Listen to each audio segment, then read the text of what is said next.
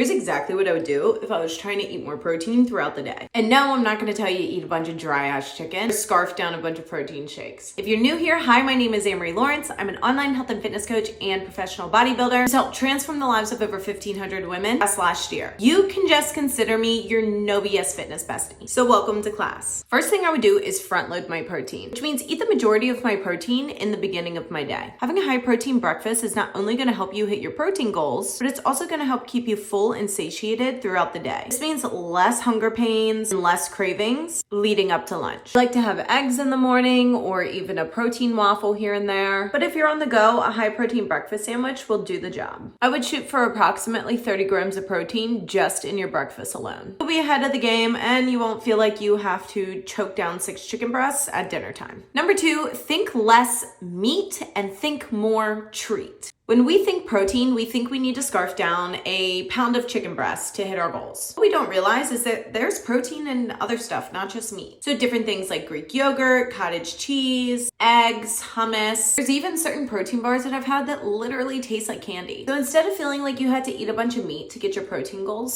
start thinking a little bit more outside of the box. For instance, one of my favorite go-to high protein snacks is Greek yogurt with 4 Oreos sprinkled on top. So not only am I able to eat the foods that I love, but also hit my protein goal at the same time.